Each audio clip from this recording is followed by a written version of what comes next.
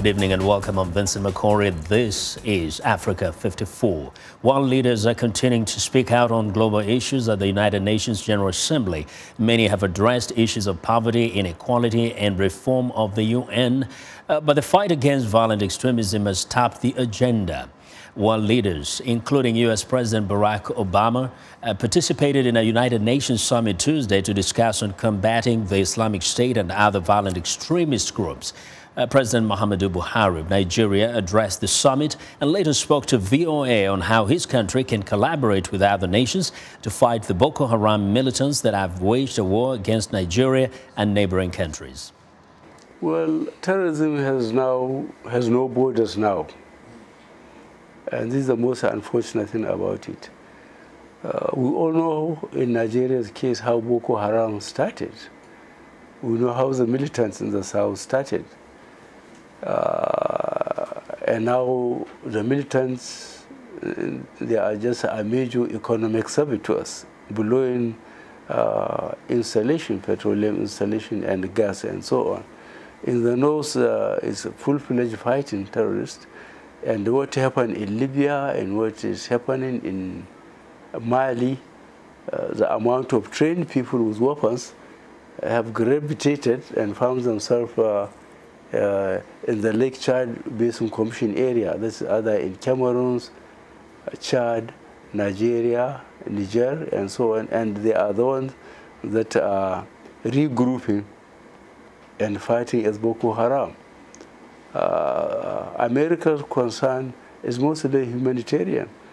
America, no country has an absolute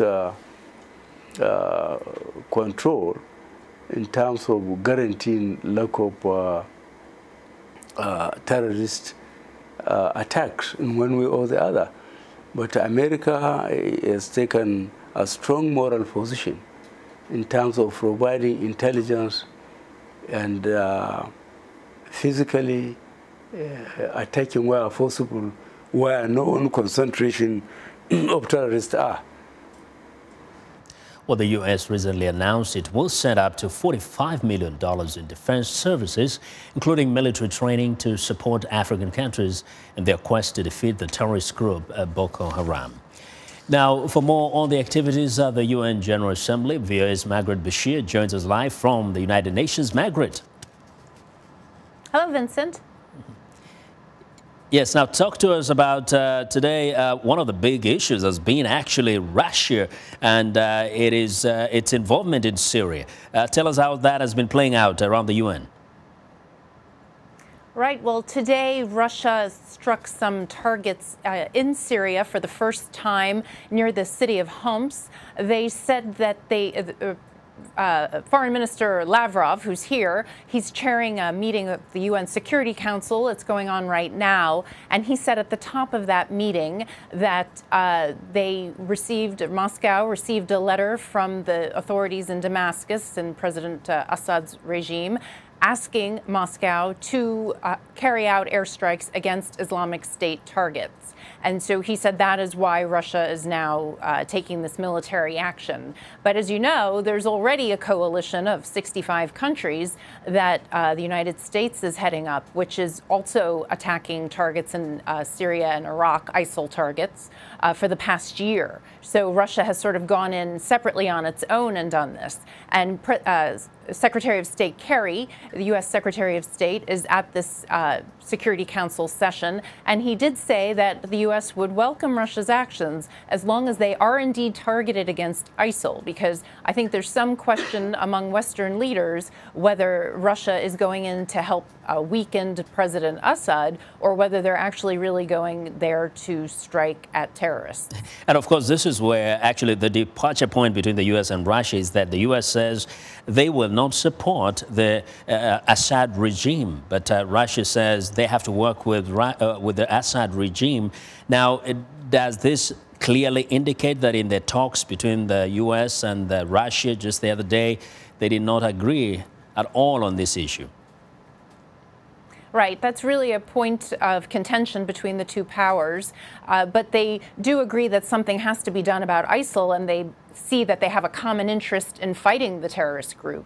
So they're going to have to find some sort of middle ground where they can agree. Yes. Now, as we speak, you know, they have to do something soon because the humanitarian crisis continues to grow, and we're seeing the fallout from it now in Europe, with thousands of people every day arriving in European countries trying to flee Syria. Exactly, because they're related. But now to another issue, as we speak, there has been the president of Palestine has been addressing the UN, and we know that something significant is also going to happen today. Can you tell us a little bit about that? Yes, President Mahmoud Abbas, he just wrapped it up. He's not on the screen anymore. He just finished. And he spoke to the Assembly today about the situation in Palestine. He said it's very bad at the moment. He's very concerned. He said that he blamed Israel for trying to destroy the possibility of a two-state solution through stoking religious differences, because there have been problems at the Temple Mount and Al-Aqsa Mosque. He asked for international protection. He said that we cannot maintain the status quo. We need some sort of international protection until the occupation ends. And in the past, there had been talk around here that perhaps the Palestinians wanted some sort of UN peacekeeping force there. And I'm not sure if that's what he meant by saying they wanted it today.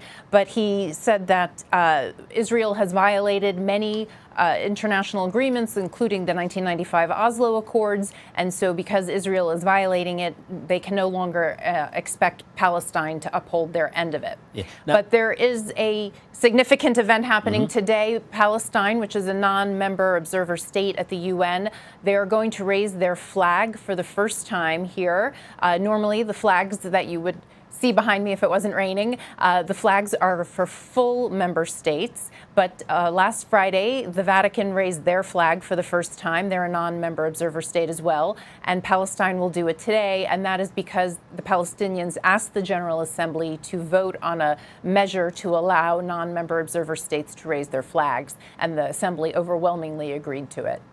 Very interesting developments there, Margaret. So, very symbolic, very symbolic for Palestinian people to see their flag here at the UN. Definitely. So watch and see what happens again in the coming days. We know it's winding down, so we'll talk to you again tomorrow. Margaret, thank you very much for your reporting. Thank you, Vincent. Okay, thank you. VOA's Margaret Besheer reporting live from the United Nations in New York.